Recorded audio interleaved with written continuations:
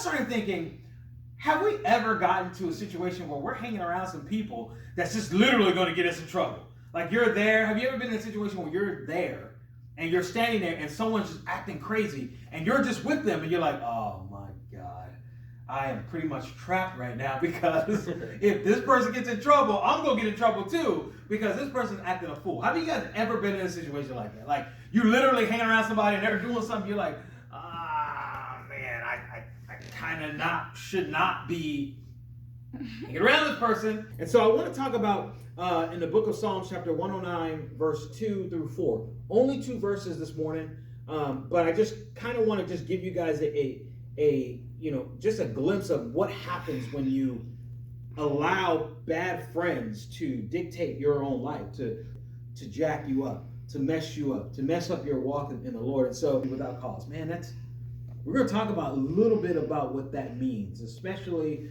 as you guys get ready to go to school. Yay, you guys going to school. How many of you guys excited about school? Wow, you guys are all excited about going back to school? How many of you are not excited about going to school? Are you excited about going to school? You're ready for school? No, he didn't raise his hand. But you're wanting to go back to school. Oh, yeah. You don't know yet because you're going to middle school. So it's going to be different for you, right? How many of you guys are going to high school for the first time?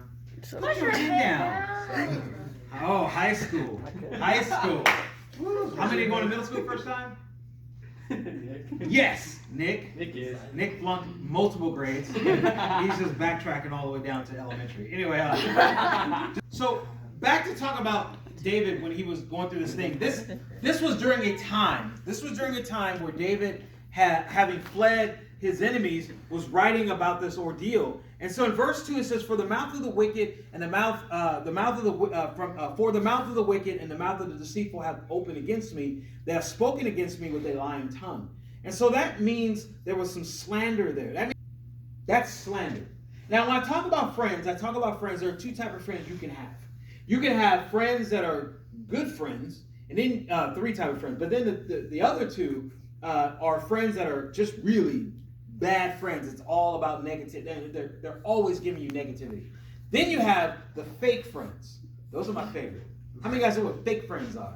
Oh, those fake friends where they do this to you, they're like, hey girl, how you doing?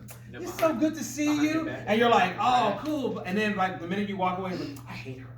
She's so stupid. You have there's a lot of fake friends. And sometimes you guys can recognize them and sometimes you guys can't.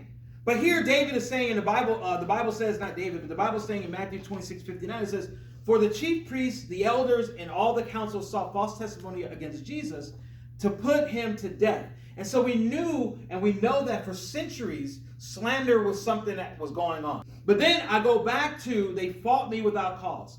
And that means it was uncalled for. What did I do for them to fight against me? What did I do for them to say something negative about me? Think about that. Have you ever been in a place where you've done something and you didn't do anything? You're wondering what you did wrong, and someone is just talking negative for no apparent reason. You didn't do anything. You're just like, what did I? And you're wondering though in your mind, what did I do? What did I do wrong? The Bible says in John chapter 15, verse 25, it says, "But this happened that the word might be fulfilled, which is written in their law. They hated me without cause." Jesus says that. They hated me for no reason. Why do they speak negative about me? And we have to understand that we have friends that are in our circle that speak negative about other people. Let's just be real. How many of you guys have been in circles of your friends at school, in your neighborhood, whatever you might, even at church? You have friends that's in your group, and all they do is speak negative about other people. Mark. They speak negative about other people without real justification. Yes, I'm one of them. Thank you, Isaac. No, not me. Like, no. Oh, you're one of them. Okay. Yeah. The Bible says in Proverbs 10:18, it says, "Whoever hides hatred has lying lips, and whoever spreads slander is a fool." So my first point in this Devo is bad friends can ruin good habits. You guys can be having some great habits. Man, Emery, she's growing, man. She's doing all this stuff. And then here comes that bad friend. And that bad friend is going to ruin some good habits. That happened to me. And I shared this with Justin. So when my wife and I, when we were in high school, I had a lot of bad habits. And then after high school, when I had already finished college and, my wife and I started talking again, she was in a different place in her life than I was. And I'm like, okay, I better stop. I need some Jesus right now to help me in this. I don't want to ruin this girl. I don't want to stumble this person, And so the Bible says in 1 Corinthians chapter 15, verse 33 and 34, says this: do not be deceived. Evil company corrupts good habits. Evil company corrupts good habits. Awake to righteousness. Do not sin, for some do not have the knowledge of God. I speak this to your shame. Evil company corrupts good habits. The people that you hang around with, if you guys are growing and you guys are seeking and you guys are doing an awesome job of God doing the work and following the Lord, and the people that you keep around you can destroy you at the same time. That's just the way it is. You have to be smart in who you allow as your friends to not corrupt you. So we have to be careful who we allow in our circle. My next point I want to talk about is no gossip. And so, but my point is that gossip can destroy a ministry. It can destroy a life. And we have to resist speaking behind someone's back and take it to the source. We just have to. If you hear something about somebody, don't go running to somebody else and say, this is what I heard. Go take it to the source. It's not negative to you. I mean, just go take it to the person. Now, if you still have issues with it, then that's when you get someone else involved. So then you bring someone else in and say, hey, this is what happened. This is what someone said. This is this is that. You don't want to see a ministry destroyed because of rumors. And then my final point is bad friends bring up old stuff.